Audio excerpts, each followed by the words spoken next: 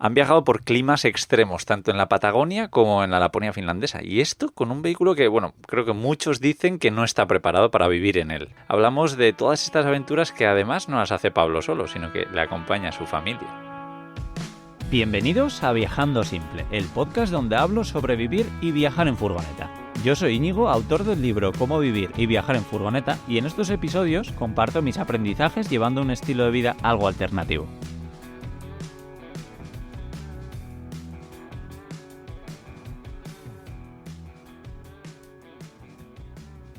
Llevo muchísimo tiempo con ganas de hablar con Pablo en el podcast de Viajando Simple y por fin está aquí. Así que nada, vamos a hablar de cómo es preparar una autocaravana para llevarla a América Latina desde Europa.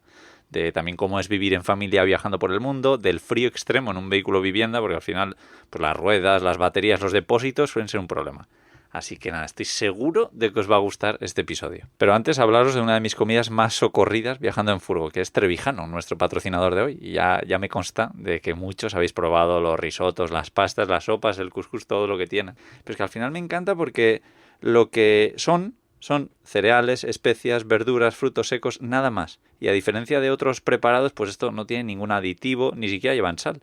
Las tienes que añadir luego tú a tu gusto en la cazuela. Yo los uso un montón, de verdad. Me habréis visto en los vídeos de la serie de YouTube de 30 días, comiendo creo que el risotto mediterráneo, comiendo un montón de cosas, también en Instagram, cocinando la pasta con setas. Están, pero buenísimas. Recomiendo probarla a todo el mundo que todavía no lo haya hecho. Y además me parece que salen súper bien de precio. Además de que salgan bien de precio, lo podéis conseguir todavía más barato. Si lo queréis, pues venga, os voy a dar un descuento de un 10% con el código Viajando Simple Trevijano.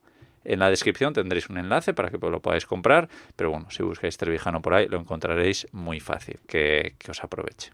Y ahora sí, vamos a hablar con Pablo, con este crack, con este aventurero, que vais a flipar todo lo que nos va a contar en el día de hoy de cómo es viajar con su familia. Y ahora sí, muy buenas Pablo, ¿qué tal? ¿Cómo estás? Bienvenido al podcast de Viajando Simple. Muy buenos días o buenas tardes para ti. Para mí serían buenos días, Íñigo. Gracias por invitarnos a tu podcast. Gracias a ti. Si quieres, para ponernos un poco en contexto, ¿dónde estás? ¿Por qué estamos en diferentes usos horarios? Pues mira, actualmente nos encontramos en Ecuador, en la parte de la Amazonía, y bueno, venimos recorriendo toda la costa de Ecuador y para nosotros ahora entrar aquí en la Amazonía ha sido como una cosa nueva para nosotros. Así que ahora mismo actualmente estamos en la Amazonía ecuatoriana. Qué guay, qué guay. Nada, tengo 20.000 preguntas para hacerte de todo, pero si quieres, para empezar, vamos a empezar con la más difícil, para quitárnosla de encima. Sois una familia viajera, que además hacéis mucho contenido en redes sociales, que yo sigo la pista desde hace años, y quiero saber cómo os definiríais como familia viajera. Pues mira, actualmente somos una marca que intentamos mostrar pues un estilo de vida familiar muy saludable y viajera, ¿no? Con el tema del niño, con la educación, con un poco aventuras extremas, aventuras para niños. Entonces, pues bueno, intentamos mostrar eso, una firma, una marca de un estilo de vida saludable en familia. Vale, Pablo, y bueno, quiero empezar por un viaje que a mí me llamó bastante la atención que hicisteis hace ya tiempo, pero además no solo lo habéis hecho de una forma puntual, que fue ese viaje por Laponia en pleno invierno, que para mí me parece flipante que os aventuréis a hacer eso, porque es un sitio donde yo creo que todo el mundo piensa en ir en verano y disfrutar, bueno, pues del clima por ahí, ¿no? Pero es que además os habéis aventurado también ahora en Latinoamérica a viajar por climas súper fríos. Si quieres, cuéntame para empezar cómo preparáis un viaje así por climas tan extremos en pleno invierno. Pues mira, todo lo de Laponia empezó como un reto, ¿no? Haciendo retos de que nadie había estado, nadie lo había compartido y en invierno. Y a raíz de que nació el niño, pues dijimos, oye, vamos a intentar irnos a Laponia a grabar y a compartir, ¿no? Esa vida tan invernal en plena Navidad y pasar allí el 24 con el niño y traernos unas postales de verdaderas de recuerdo de la Navidad. Y así empezó. Y mira, te cuento, el tema de la preparación fue todo así muy, muy preguntando y muy a lo loco. Pero dio la casualidad que, bueno, allí ya nos dimos cuenta que la cosa no era tan fácil, pero superamos, no tuvimos ningún problema. Y el tema es que al final estás ahí todos los días entre menos 17 y 21 grados y vas aprendiendo. Lo importante es tener una buena ropa y poder estar disfrutando. Lo mejor es que disfrutas y se te olvida el frío. Pero bueno, todos los días había que estar rompiendo los bajos porque se te acumulaba la nieve. Fue un poco aventura, la verdad. Y respecto al sur de lo que es la Patagonia, que también lo hicimos en invierno porque somos así, nos gusta mucho el invierno, las carreteras están menos preparadas, es más extremo. Por ejemplo, en Finlandia, Laponia, todas las carreteras están preparadas, aunque vayas con neumáticos con clavo, pero la Patagonia, la carretera austral es de tierra congelada, con hielo negro que le llaman. Es totalmente distinto y es muy extrema, la verdad, en pleno invierno. Tiene que ser una locura. Y a mí algo que me causa mucha curiosidad, además que ahora estoy pensando en ir por primera vez a una estación de esquí para pasar una temporada entera ahí, pero claro, me causan algunos problemas, ¿no? Como puede ser pues la electricidad. Al final tenemos que estar casi todo el día con la calefacción encendida y por muy poco que consuma esa calefacción y lo que quieras usar dentro, pues te va a agotar las baterías que además con frío pues no funcionan muy bien, ¿no? ¿Cómo fue ese tema y las placas solares os servían para algo o no? Íñigo, yo lo decía en el viaje y lo digo a día de hoy, da igual la instalación que tengas, el dinero que te hayas gastado, que no te va a cargar las placas solares, primero porque tienes que estar todas las mañanas quitando la nieve y después aparte piensa que el sol, la luz no incide porque casi todo el día es de noche, es decir, solo hay 2 horas de amanecer, que es una luz muy, te hablo de Laponia y de Ushuaia, los dos extremos. No hay luz apenas, entonces generador con gasolina o tener que estar enchufado, es que no hay otra, no, o arrancar el motor, si tienes una buena carga de motor, pero no, lo del tema eléctrico de placas solares y eso, olvídate porque no hay luz, porque casi todo el día es de noche, hay una luz de amanecer de unas 2-3 horas, que apenas eso carga, y da igual, puedes tener la mejor instalación eléctrica del mundo que si no hay luz, no hay luz solar. ¿Y cómo lo hicisteis vosotros? Porque me consta que tenéis un generador, bueno, que habéis tenido algún problemilla por ahí con él, pero por ejemplo en Laponia, ¿cómo hacíais? ¿Os enchufabais? ¿En qué tipo de lugares os enchufabais? Okay. Mira, en Laponia había muchos sitios, te explico, como son países tan fríos respecto a Laponia, casi todos los aparcamientos piensan que los coches se enchufan a la electricidad para mantenerse caliente. Entonces Sí. allí fue fácil porque en todos lados habían enchufe para enchufarte a 220, entonces nos enchufábamos en cualquier lado porque hay unas torretas con unos enchufes y ahí te Sí. enchufabas. Entonces ahí no hubo problema ninguno, excepto unos días que nos fuimos a ver las auroras boreales, que íbamos con las baterías al 100% y por la mañana arrancábamos el motor y poníamos la calefacción y cargábamos con el motor. Pero es más, porque teníamos que arrancar el motor sí o sí, porque del frío que hace tienes que estar arrancando el motor, que eso no lo sabe la gente, se congela todo. Entonces tienes que estar cada ciertas horas manteniendo el motor caliente para tenerlo bien, si no, no arrancas, te quedas sin motor. No, es que a esas temperaturas tiene que ser una locura. Y otra cosa que seguro que también lidiasteis es con el tema del agua y la congelación de los depósitos, ¿no? ¿Cómo fue eso? Pues mira, nosotros sí es verdad que llevábamos el depósito de las aguas grises preparado, le tenemos puesto una resistencia y aparte una manta, como una especie de manta térmica también, y son como 2 depósitos en uno, ¿no?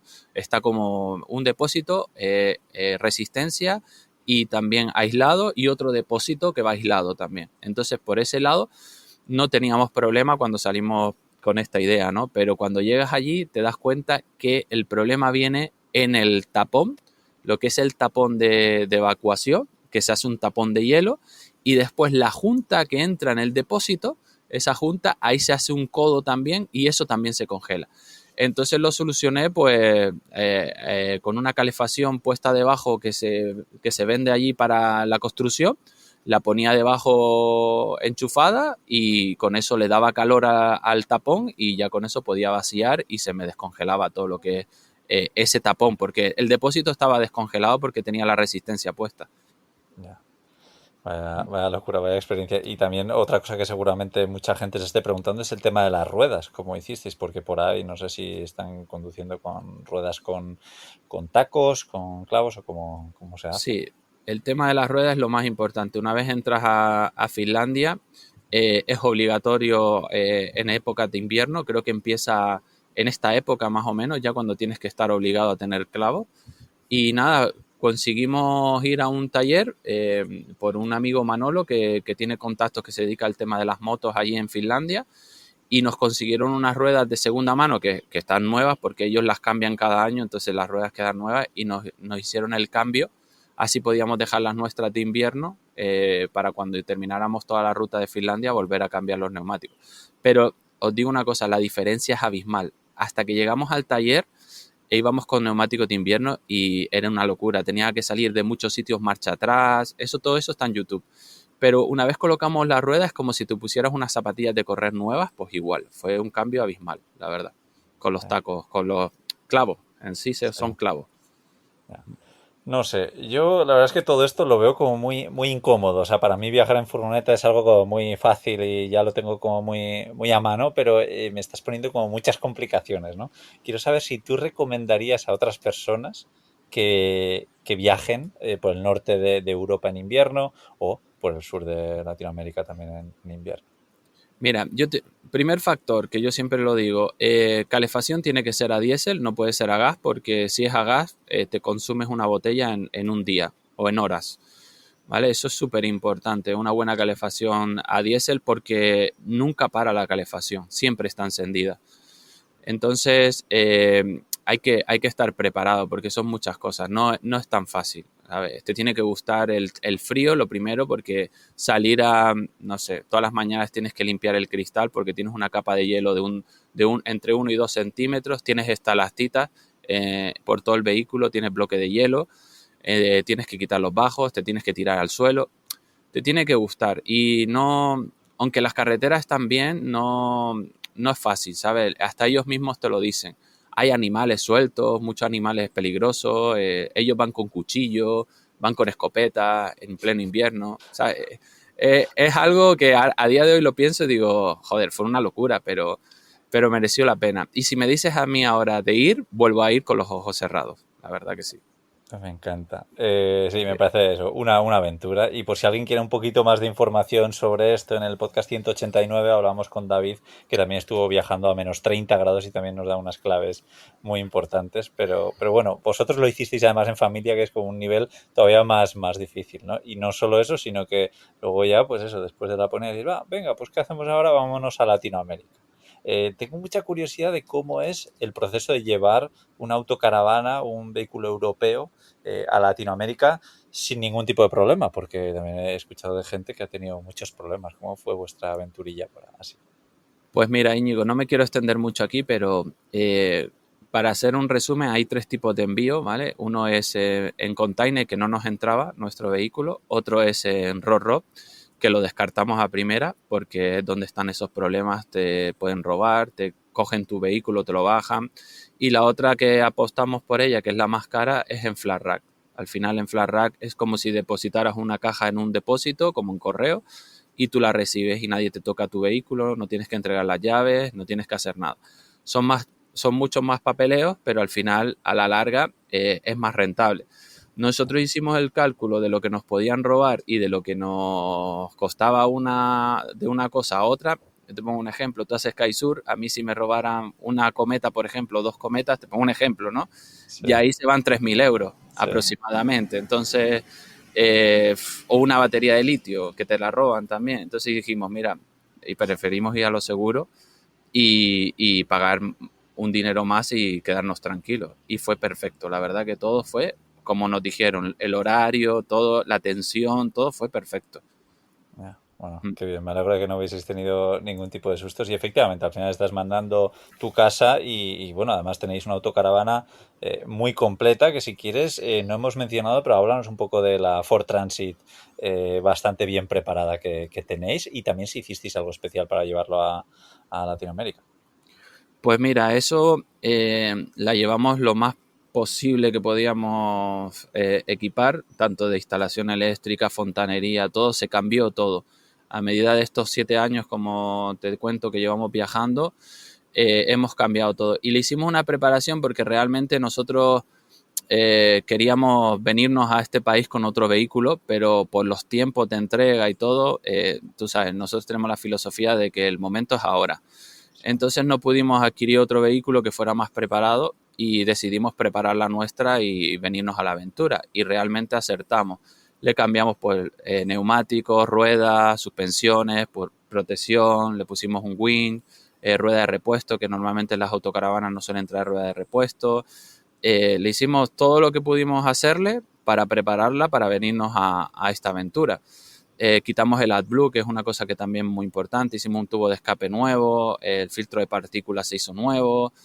Hicimos bastantes cosas para estar preparado para venir aquí. Porque mucha gente nos pregunta, queremos ir, pero hay que venir preparado porque realmente las carreteras son muy duras. No lo sabes hasta que no vienes. Nosotros todo el mobiliario del interior se reforzó, hicimos muchas cosas para poder venir aquí. Y con todo y con eso, como te contaba, gracias a Dios está yendo la cosa bien, pero ya lo más duro, entre comillas, ya lo pasamos. Ya de carretera de ripio y todo eso, ya lo pasamos.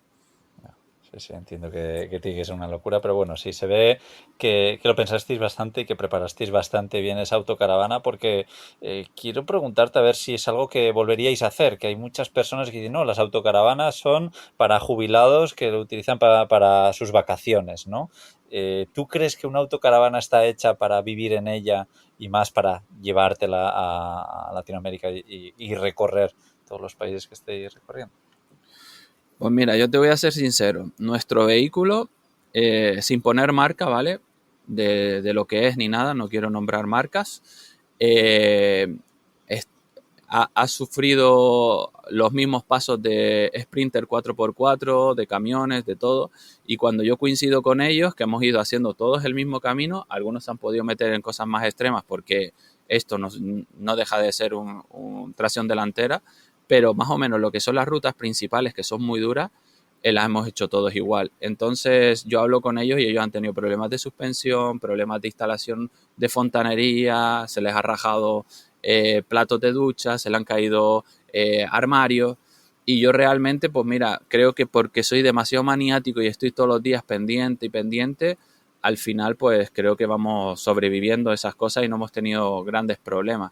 Y después para vivir, pues mira, yo me he subido en camiones, me he subido en Sprinter y da la casualidad que este vehículo tiene una distribución que es tan cómoda para nosotros o nosotros nos hemos hecho cómoda para ella. Pero es que es perfecta, entonces yo podría decir que a día de hoy, que vamos a hacer 2 años viviendo en ella, aquí en América del Sur, podría dar 100% que sí. Lo único que necesito es una lavadora y aquí hay un montón de sitios para lavar, así que no tengo problema en el sentido de vivir en ella. Ni Qué bueno. tenemos, vaya.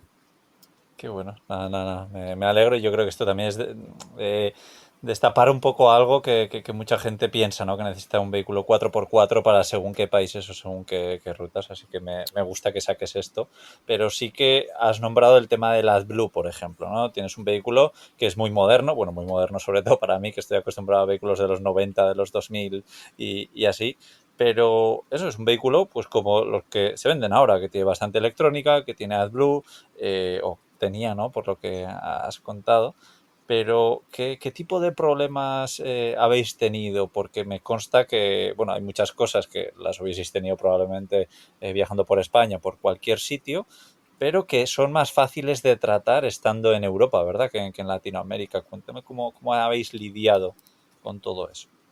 Mira, el tema de aquí uno de los temas más difíciles es el diésel. El diésel no es buen diésel porque hacen un diésel que suele ser para Euro 3 y yo llevo Euro 6. Entonces los componentes no son buenos, vienen con agua y todo eso. Yo de vez en cuando le echo un aditivo, pero muy de vez en cuando. Aquí donde estoy ahora mismo en Ecuador.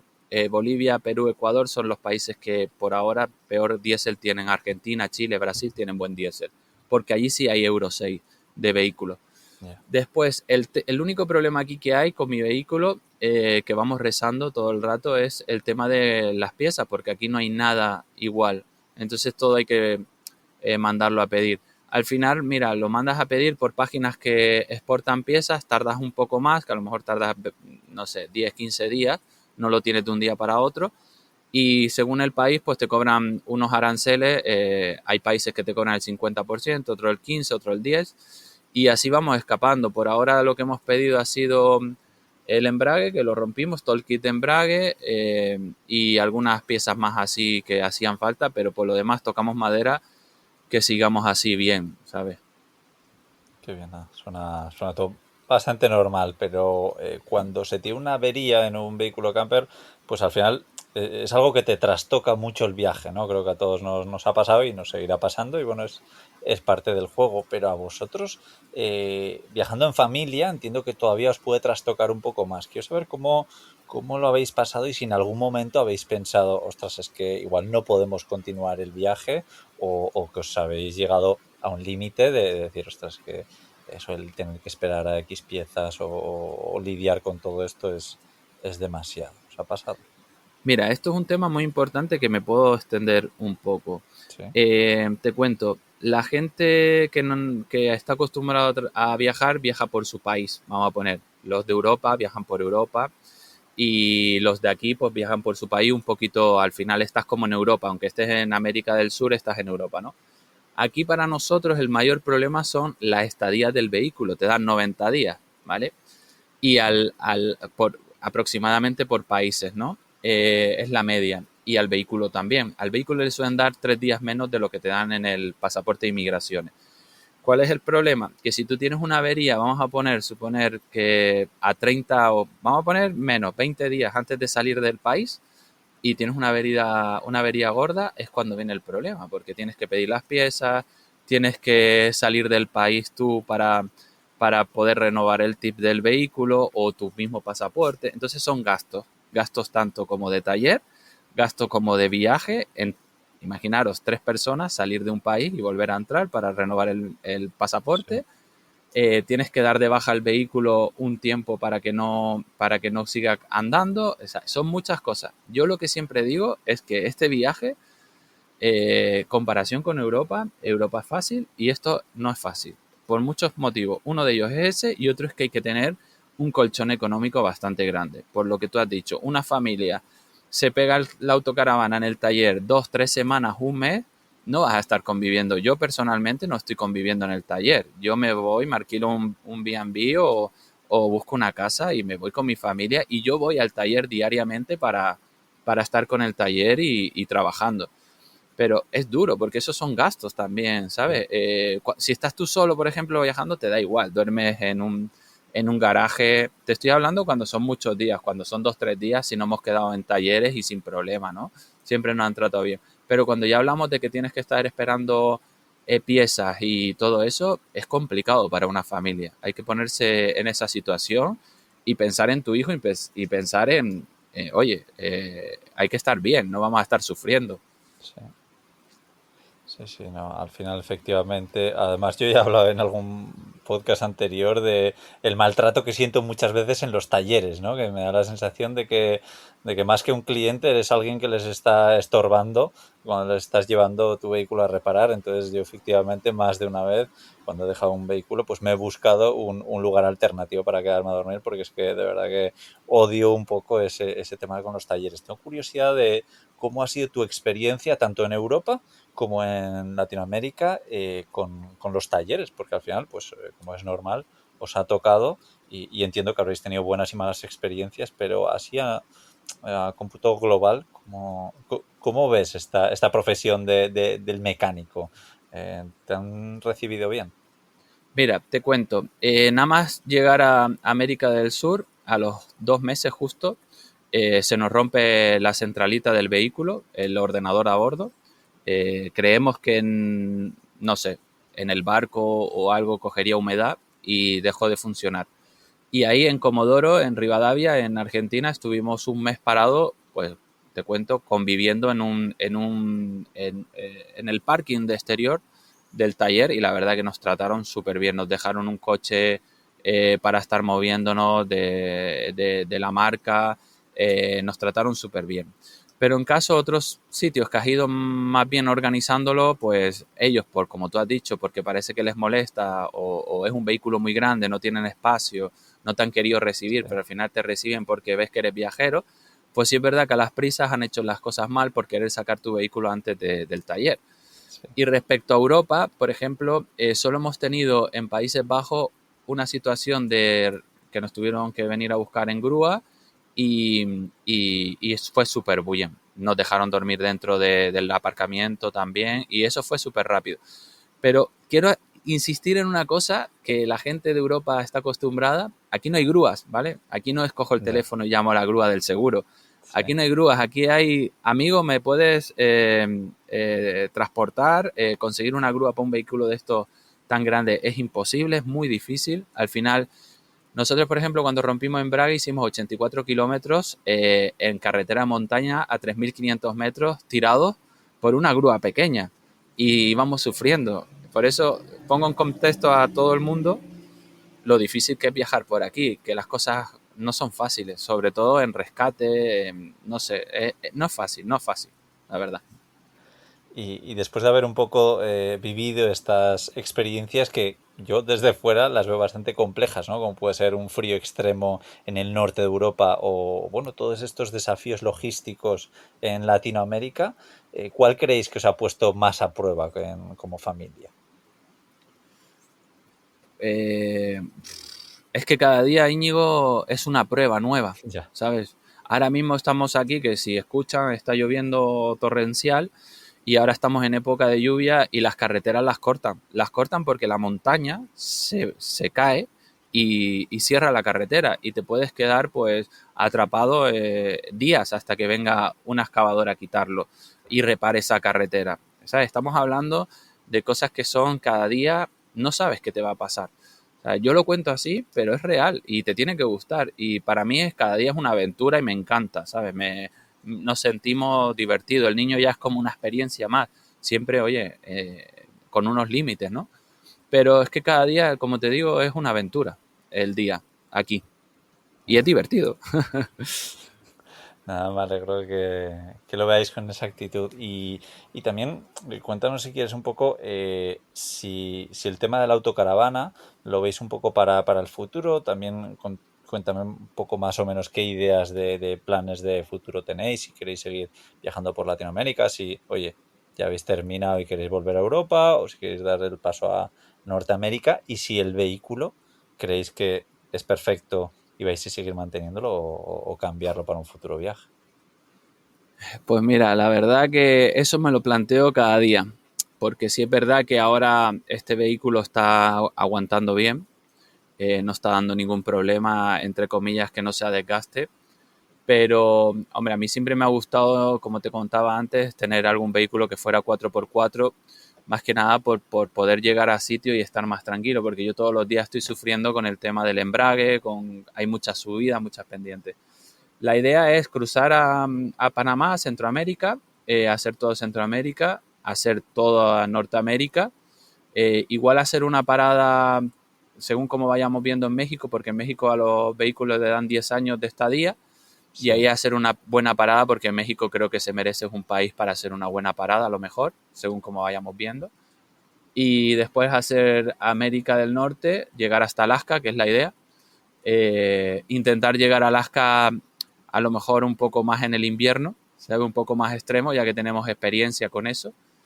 Y después la idea es volver a Estados Unidos, a Norteamérica, y si queremos seguir viajando y todo va bien, cruzar desde Vancouver hasta Malasia para ya seguir haciendo toda Asia y después ya llegar a Europa por carretera. Ese sería el plan de viaje. Que no sé, esto va cada día y pueden cambiar muchas cosas. Y respecto al vehículo, pues mira, como te comentaba, si no sale la oportunidad de cambiarlo, nosotros queremos un camión, si no sale la oportunidad de cambiar por un camión, seguiremos con este vehículo de momento. Porque cambiar por un camión tendríamos que parar el viaje e intentar vender este vehículo, irnos a Europa, preparar un vehículo, traérnoslo otra vez. Entonces, al final es como, ya me da mucha pereza, ¿sabes? Hacer todo eso. Igual más para cuando ya estemos jubilados, como quien dice esa filosofía española, ¿no? Sí. Nada, parece que se vienen aventuras muy importantes que por supuesto seguiremos en vuestro canal de YouTube. Desde luego probablemente los podéis conocer a la mayoría como Familia Couple, pero dejaremos por supuesto en el artículo que acompaña este podcast todos los enlaces para que les sigáis. Y bueno, has mencionado Alaska, es un sitio que tengo muchas ganas de ir y además que para vosotros será especialmente fácil después de todos los sitios por los que habéis viajado, así que guay. Y si vais a Vancouver, donde yo pasé además un mes entero, me alucina toda esa zona de British Columbia, así que os recomiendo encarecidamente. Y tengo una última pregunta que hacer, que creo que es un problema que tenemos muchos, me incluyo, que es el sentirnos en forma mientras viajamos. Algo que desde fuera, bueno, pues hay mucha gente que igual ni siquiera se plantea, pero para vosotros, que al final, oye, pues es algo que os gusta, ¿no? ¿Cómo lo hacéis y qué consejos podéis darnos a los que vivimos o viajamos mucho en furgoneta y sentimos que deberíamos de hacer un poco más de ejercicio? Mira, si entramos en este tema, me encanta. La verdad que sí has tocado mi tema preferido. Te cuento, como al principio contamos, al final mostramos, bueno, nuestro canal empezó con el tema saludable y desde el deporte, ¿no? Después ya Sí. nos convertimos en familia. Eh, el tema es que yo siempre lo digo, este estilo de vida viajera, ¿no? Tienes que tener un aliciente deportivo. Si no, es un poco aburrido. Es decir, yo personalmente, nosotros siempre vamos buscando, si vamos a la playa, pues buscar para hacer buceo, kitesurf, surf. Si voy a la montaña, rutas de montaña, bicicleta, escalada, todo lo que sea deportivo, ahí hay que ir. Nosotros tenemos una rutina así rápida para no extendernos mucho. Nosotros hacemos ayuno intermitente, estamos haciendo 16 horas de ayuno. Entonces yo por la mañana me levanto súper pronto e intento salir al exterior, ¿no? Siempre que estemos en medios naturales. Y ahí hago mis ejercicios con el sol y entreno, ¿vale? Llevo una kettlebell, llevo elástico, llevo anillas para engancharme. Y Belén igual, parte de lo mismo. Y después sí hacemos mucho lo que te he dicho, mucho bicicleta, correr, montaña. Cuando estamos en zonas de playa, pues lo que te he dicho, venimos haciendo toda la costa peruana y ecuatoriana y hemos estado pues, haciendo kitesurf, surf, mucha bicicleta.